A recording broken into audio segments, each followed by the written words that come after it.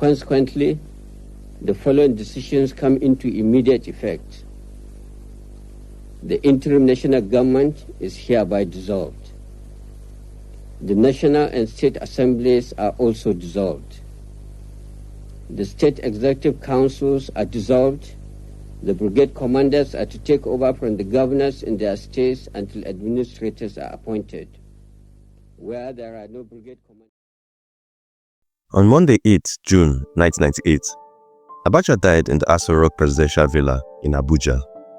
He was buried on the same day, according to Muslim tradition and without autopsy, fueling speculation that he may have been assassinated.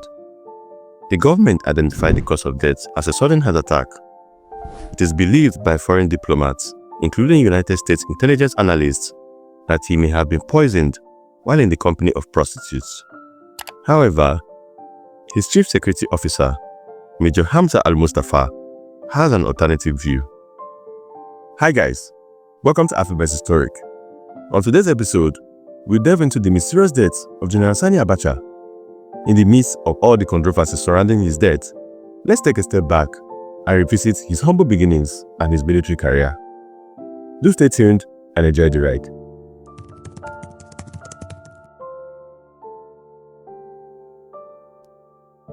Abacha was born and brought up in Kano, to a Kanuri family originally from present-day Borno State. He attended the Nigerian Military Training College in Kaduna and was commissioned in 1963 after he had attended the Morse Officer Cadet School in Aldershot, England. Abacha was involved in all military coups in Nigeria during his military career. In 1966, when he was still a second lieutenant with the 3rd Battalion in Kaduna, he took part in the July 1966 Nigerian counter-coup from the conceptual stage. He could well have been a participant in the Lagos-Abeokuta phases of the coup the previous January as well. In 1969, he fought during the Nigerian Civil War as a battalion and platoon commander. He later became commander of the 2nd Infantry Division in 1975.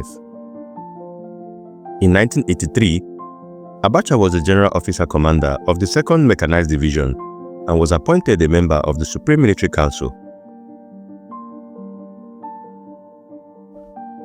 Abacha played a prominent role in the 1983 Nigerian coup d'etat, which brought General Muhammadu Buhari to power, and the 1985 Nigerian coup d'etat, which removed Buhari and brought General Ibrahim Badamasi Babangida to power. When General Ibrahim Babangida was named President and Commander-in-Chief of the Armed Forces of the Federal Republic of Nigeria in 1985, Abacha was named Chief of Army Staff. He was later appointed Ministry of Defense in 1990. Abacha served as Chief of the Army from 1985 to 1990, as Chief of Defense Staff from 1990 to 1993, and as Ministry of Defense. Abacha was noted for having been the first Nigerian military officer to attain the rank of full military general without skipping any rank. If you find this video worthwhile, please take out some time to smash a like and subscribe to the channel, as it goes a long way in supporting our efforts. Thank you. Now let's get back to the video. Abacha was the defense minister and the most senior official within the military hierarchy during the crisis of the Third Republic. He orchestrated the coup d'etat of 1993, which overthrew the interim government of Ernest Shoneko. Sequel to the resignation of the former head of the interim national government and Commander-in-Chief of the Armed Forces, Chief Ernest Shoneko, and my subsequent appointment as head of state and Commander-in-Chief, I have had extensive consultations within the Armed Forces hierarchy and other well-meaning Nigerians in a bid to find solutions to the various political, economic, and social problems. In a nationwide broadcast, Abacha portrayed the overthrow as an act of stability brought about through the social-political uncertainties caused by the 1993 presidential election.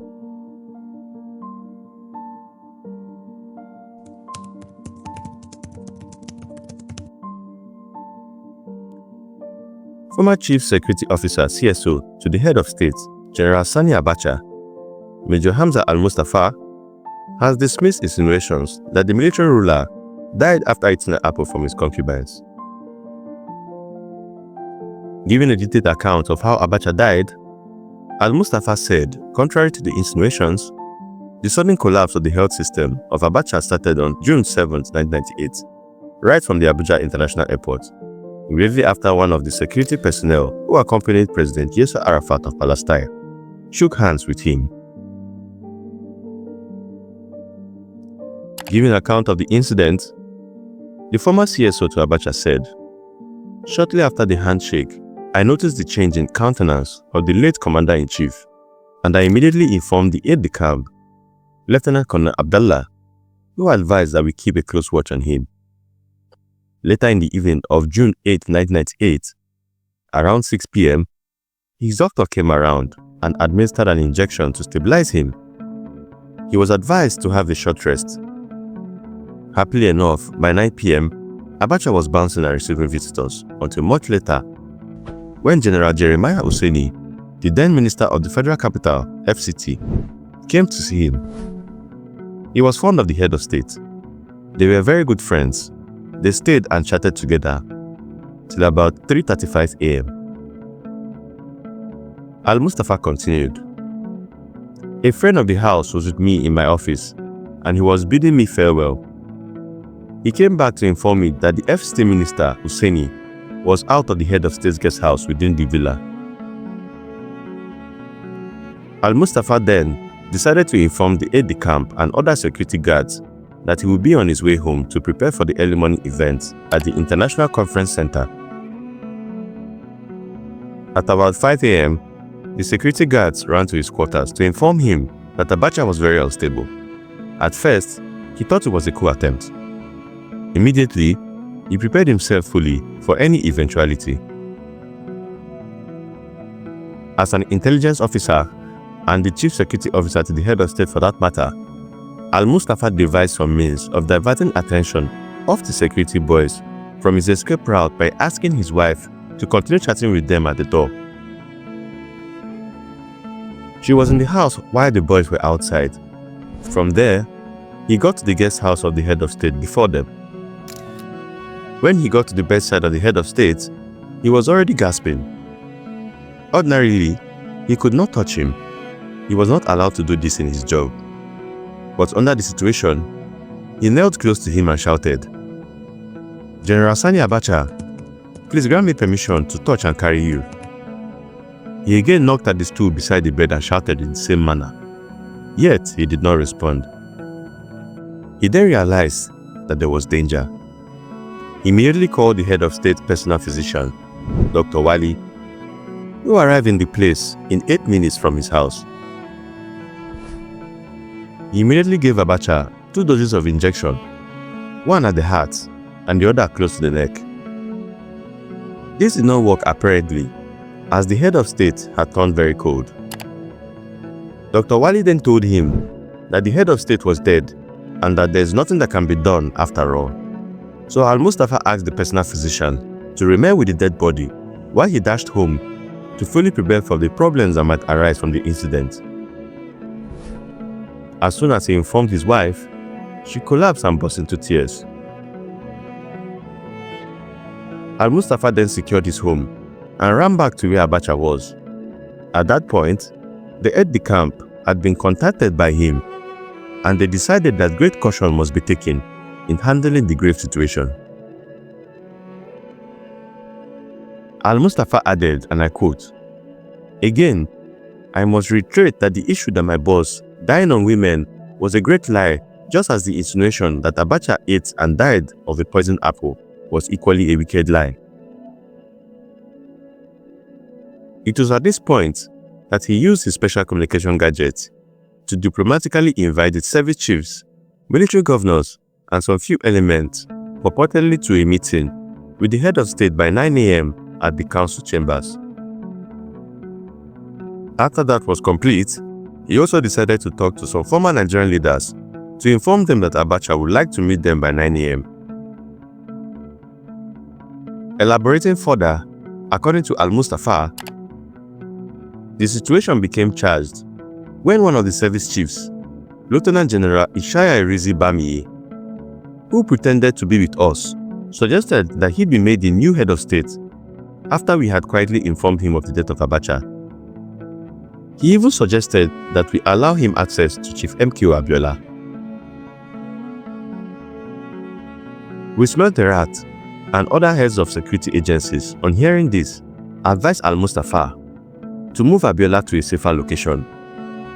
He managed to do this in spite of the fact that he had been terribly overwhelmed with the crisis at hand. But then, when the junior officers overheard the suggestion of one of the service chiefs earlier mentioned, it was suggested to me that we will finish all members of the Provisional Ruling Council and give the public an excuse that there was a meeting of the PRC during which a shootout occurred between some members of the Provisional Ruling Council and the bodyguards of the head of state. When Major Al-Mustafa sensed that they were contending with far more delicate issues than the one on ground, he spoke to General Buba Marwa and Ibrahim Sabo, who promptly advised them, the junior officers, against any bloodshed. He advised they contact General Ibrahim Babangida, who equally advised against any bloodshed, but that they should support the most senior officer in the Provisional Ruling Council PRC to be the new head of state. Since the words of the elders are wisdom, they agreed to support General Jeremiah Hussaini. Along the line, General Bami allegedly lampooned Major Al-Mustafa, saying, "Can't you put 2 and 2 together to be 4?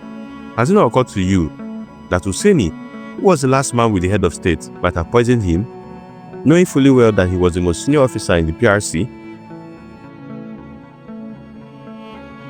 Thanks for watching this video, guys. I would really love to know your thoughts about the shadow clouding the mysterious death of General Sani Abacha and the multiple theories of how he died. Please let me know in the comment section down below.